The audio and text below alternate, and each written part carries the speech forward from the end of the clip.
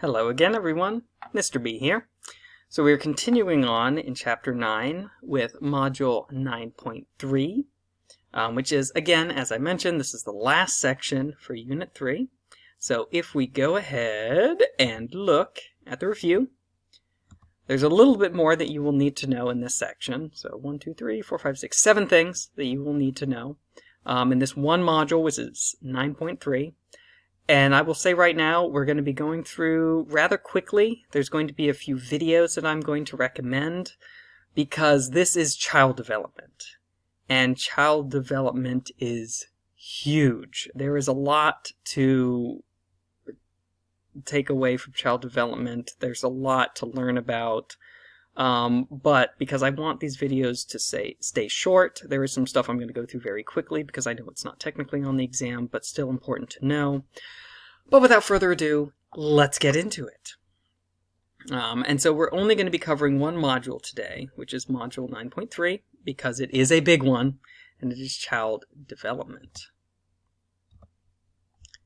And so we've already talked about prenatal development and infant development. And when we get to childhood development or child development, this is when a child is really starting to kind of show a personality. They're really starting to, you're starting to get a feel for the kind of child that this person is. And so we start with something that is known as temperament. And so the temperament of a child is just how, roughly speaking, the majority of the time, how the child acts. And there's three different ways, or three different types of temperaments. And this was found by Tess and Thomas in 1996. And it was part of a longitudinal study. So it's just looking at infants going into childhood and how they seem to be acting.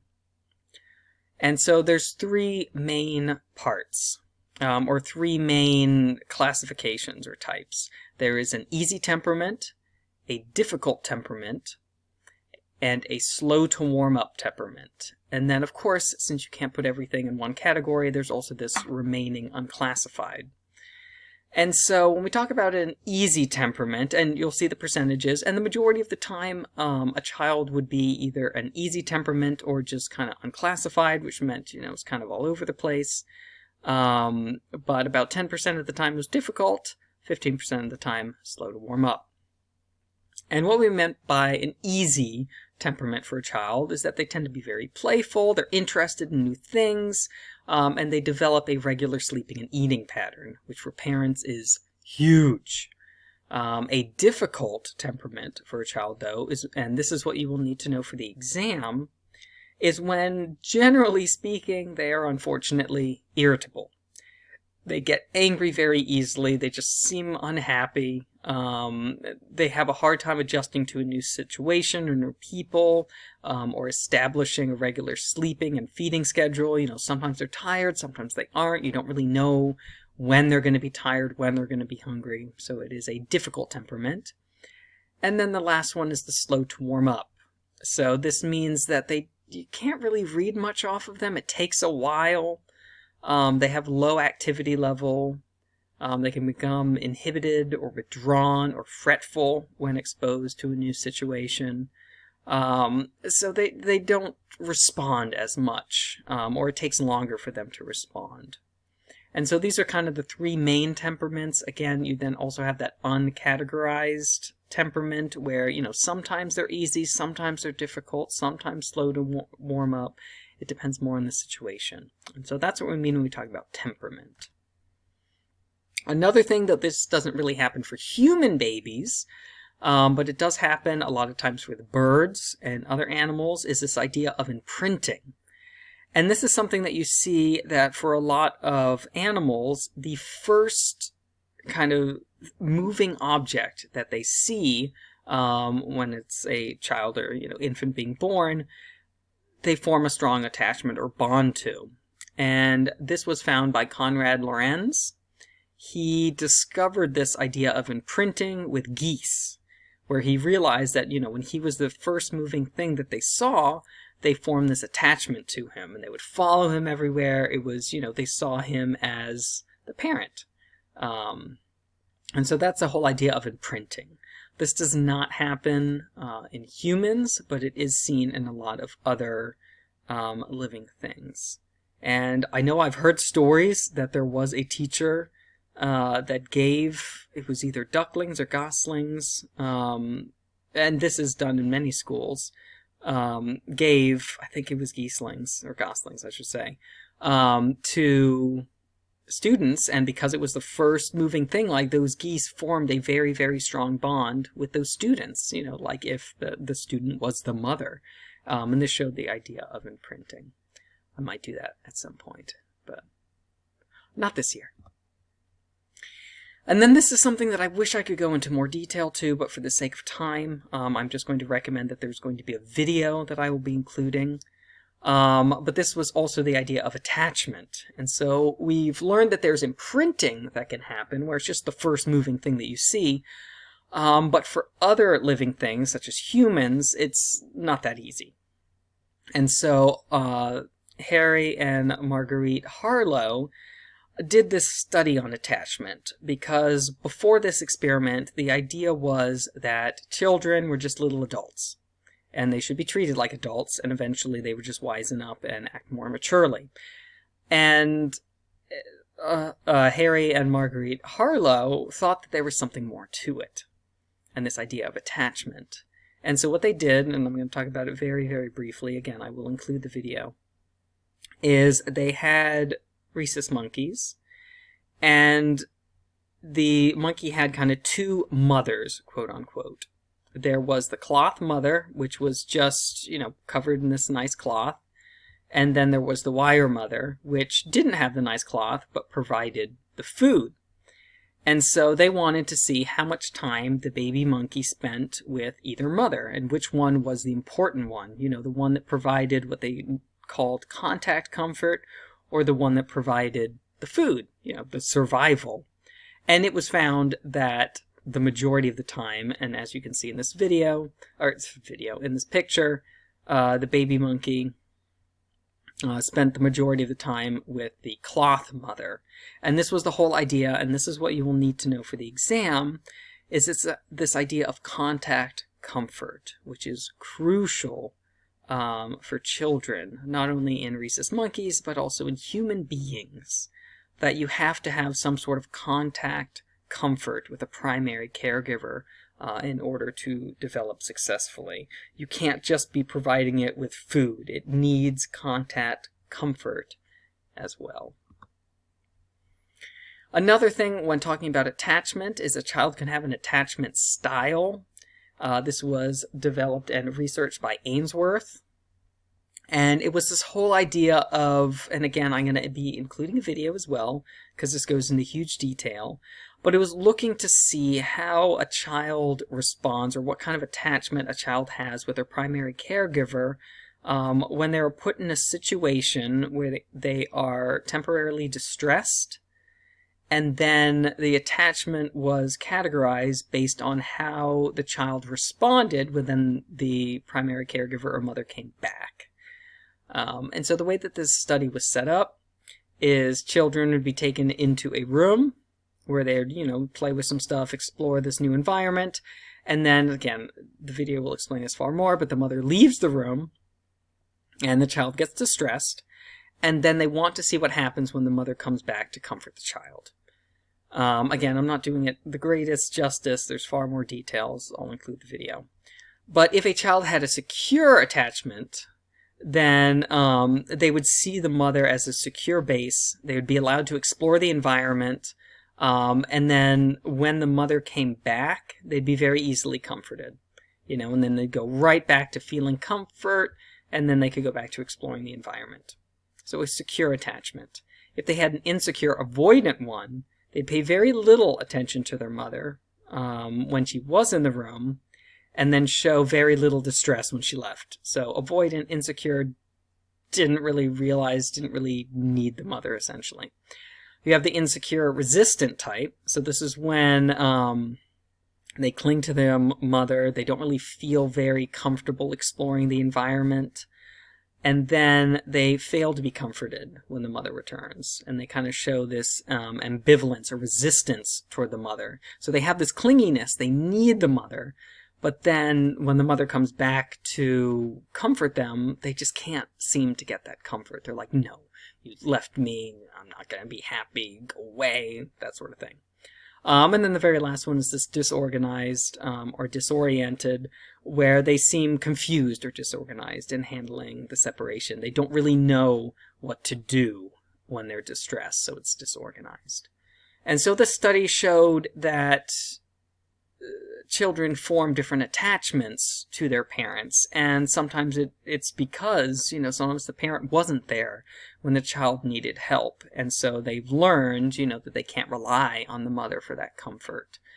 And it should be said that this does not mean that, if a child has an insecure or disorganized attachment to their parent, that it is solely the parent's fault.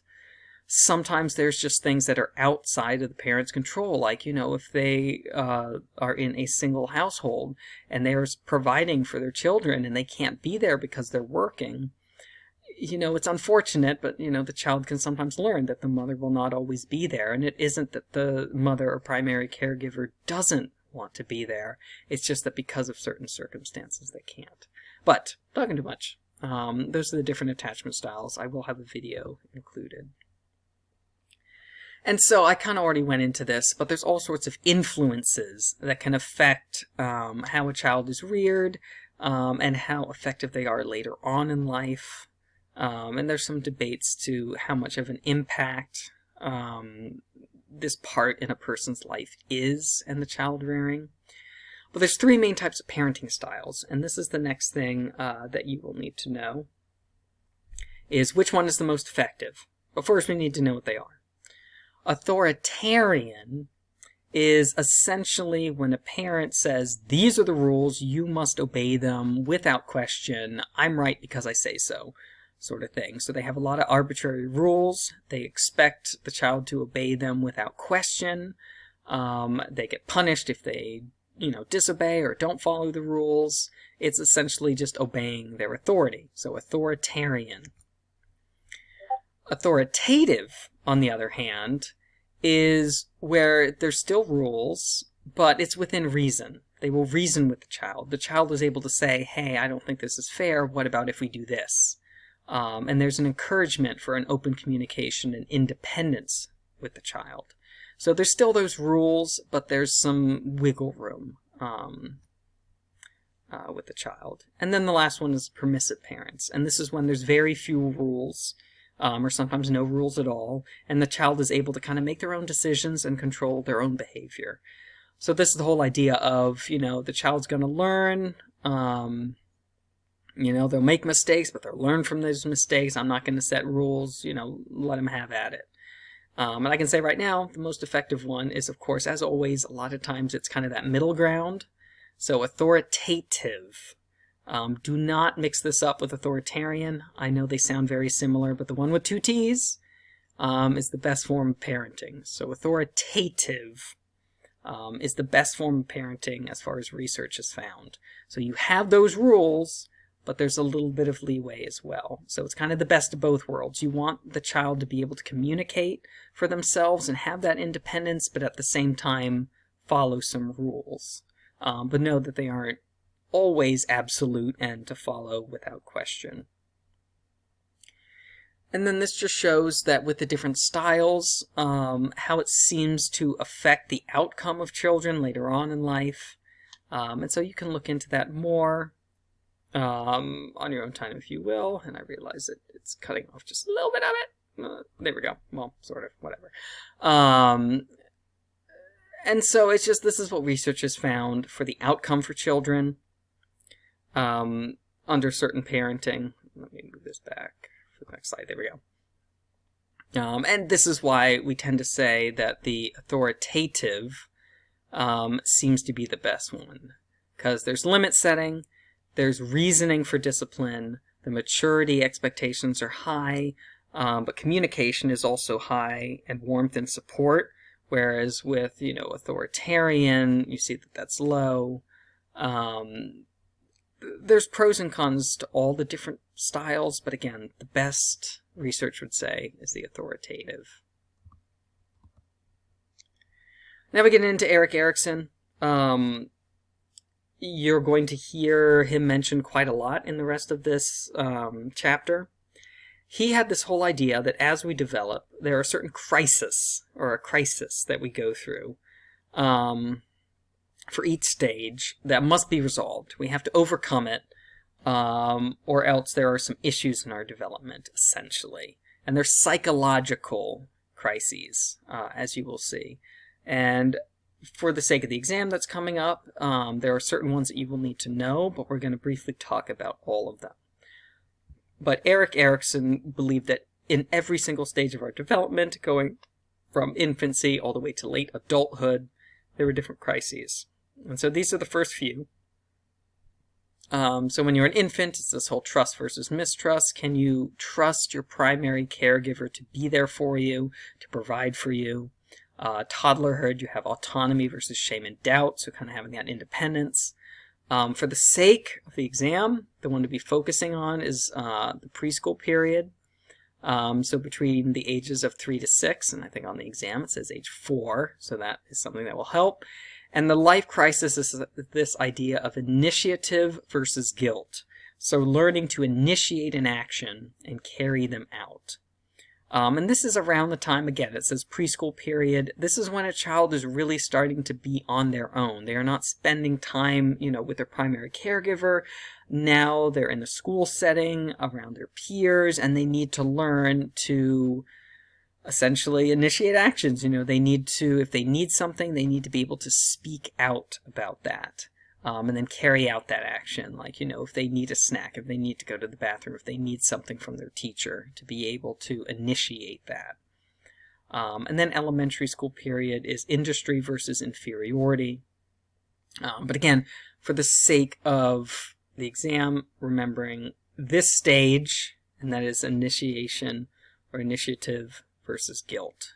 We will be coming back to Erik Erikson at a later time when we're talking about other stages, but for the sake of right now, remembering that one. Piaget. This is the next thing that you will need to know. Piaget, as you will see, is called the giant with a giant theory. Piaget is the most influential theorist of cognitive development. So you'll see he has a lot of theories of cognitive development. He is, like, if you think cognitive psychology, think Piaget. And I know it doesn't look like it should be pronounced that way, but it's Piaget. So know that for the exam. I'm going to quickly go through a lot of his theories, because there are a lot. I wish I could go into them in more detail, but again, sake of time. And he had this idea that children develop schemas in order to understand the world. And this is the whole idea of going back to what we talked about in a previous chapter about concepts. So let's say that a child sees a dog for the first time and they're taught, ooh, this is a dog. They now have a schema for a dog. They know, okay, this is what a dog looks like. This is what a dog sounds like. They have this idea. And then there's two things that can happen, this idea of assimilation and accommodation. And so again, when we talk about schemas, again, it's kind of a mental representation. So, what makes a dog a dog? That is the schema of a dog. If a child interacts with a brown dog, for the first time, and then, they're walking around the park and they see a black dog, they're going to go, ooh, ooh, it's a dog, it's a dog. And the parent's going to go, oh, yes, yes, that's a dog. And they are assimilating. So this is where there's a new object or event or experience that is then added to the schema. So now they understand that what makes a dog is not just, dogs can be brown, but dogs can also be black. And so it is assimilating. It is adding something that is similar to the schema. So assimilation, it is the same schema. When you accommodate, though, this is when you then have to incorporate or create a new schema. You have to modify the schema. So an example of this is, again, let's say that the child is wandering around in the park, and then they see a squirrel. And they go, ooh, ooh, dog, dog, dog. And the parent's like, oh, no, no, no, that's not a dog, that's a squirrel. So now this idea of what makes a dog has to change. It has to be accommodated. They have to have this new category of, okay, these are some of the characteristics that make a dog. This is this new idea, this new concept of a squirrel, and what makes a squirrel a squirrel. And so that is accommodation. And the way to remember this, with C, accommodation, you're changing the schema. We also have Piaget's stages of cognitive development, because again, Piaget is the one to know when it comes to cognitive development. He is the most influential. And he believed that as you went through your ages in toddlerhood, as a child, there were various stages in your development, different kind of thresholds or milestones that you went through. And again, I'm going to go relatively quickly. The first one, from birth to 2 years, is sensory motor. If you break up that word, it's sensory and motor. So it's when you're using your senses and your motor skills, so just moving around your muscles, in order to explore the world around you and learn about the world. So it's essentially just using your senses. A lot of times, as we talked about it, sight isn't the best. So it relies more on smell and taste and things like that. It's babies picking up stuff and placing it in their mouth. And that's how they learn about the world. Then from 2 to 7, you get to pre-operational. And this is when children are using more language and they symbolize objects and actions in the world. So they're starting to learn that different words or different sounds mean different things.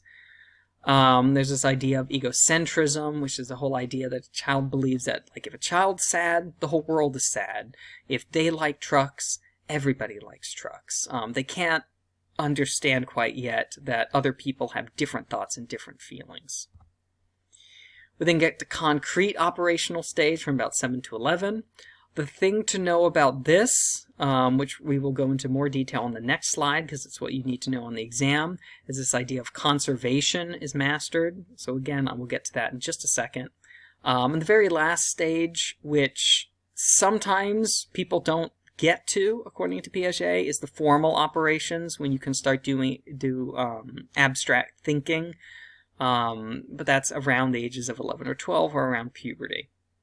But going back to the concrete operation, and this idea of conservation, this is the whole idea that even if an object or, an amount or something like that changes shape, or looks different, if the amount stays the same, it is the same, even if it looks different.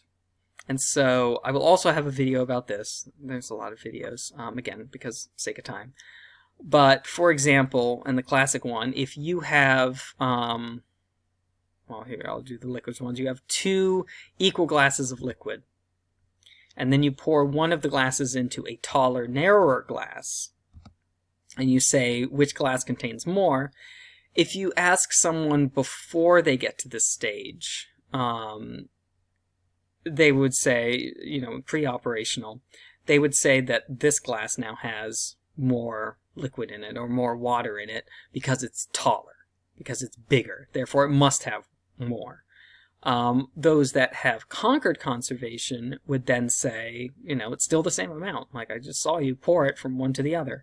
And again, in the video, you'll see some examples of this. But the thing to know is that conservation is this whole idea that even if the amount stays the same, so going from this glass to this glass, it's the same amount. Even though it looks different, it's still the same. And that's the idea of conservation. I'm not going to go into huge detail about this, but when it comes to Piaget, again, huge influential theorist on cognitive development, there has been some criticism for his stages of development. So he used a small sample size, he underestimated children, he said that the formal operation, not everyone gets to it, so it can't really be a stage if it's something that he didn't think everyone got to. It didn't make up for cultural differences. Essentially, there are some criticisms to his theory, but he is still seen as a huge influential theorist to this day. A lot of his ideas are still used, like the idea of conservation. We do see that happening. But as far as the stages themselves are concerned, there is some criticism.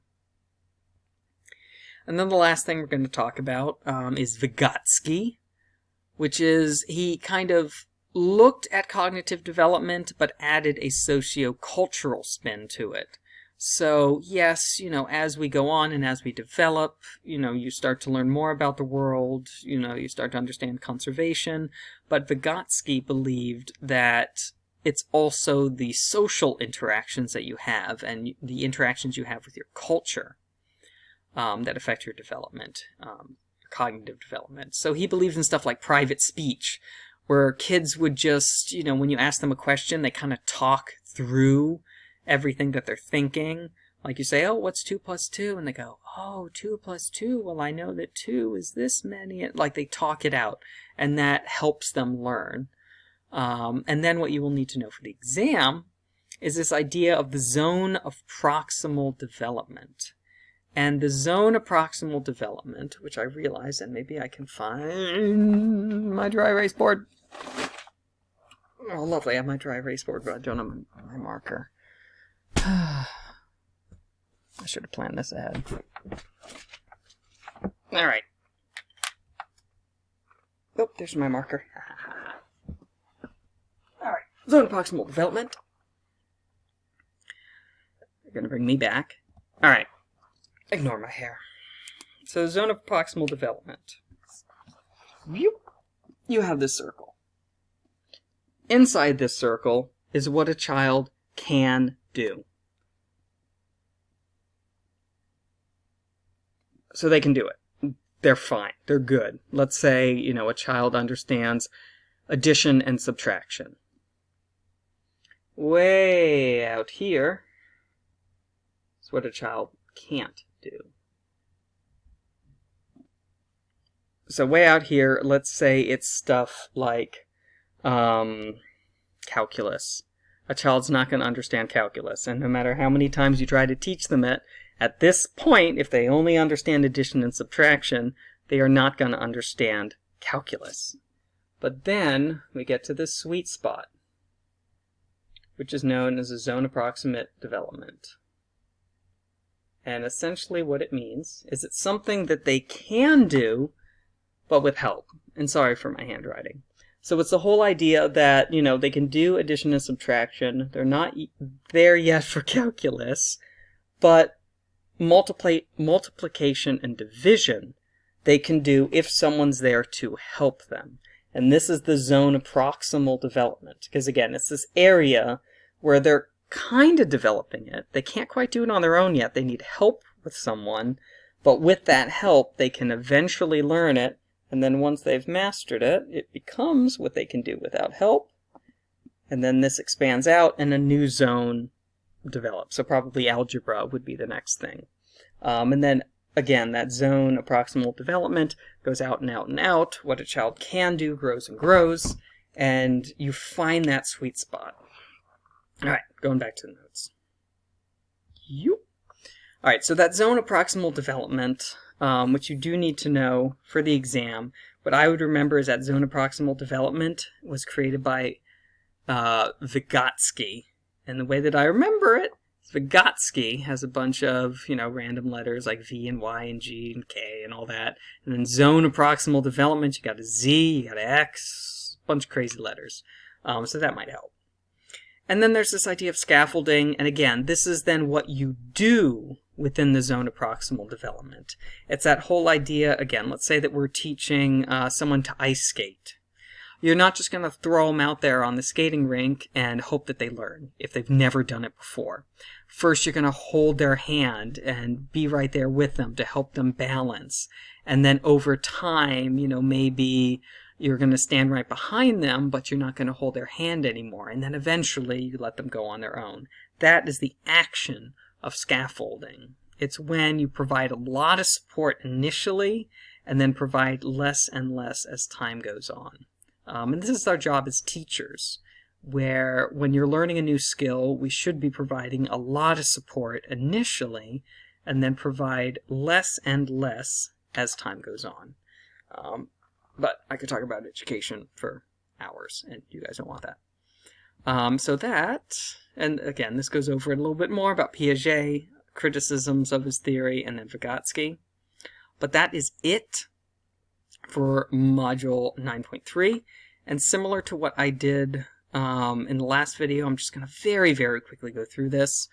The thing to remember is that with difficult temperament, this is going back to kind of infancy, a difficult temperament is when they tend to be generally irritable.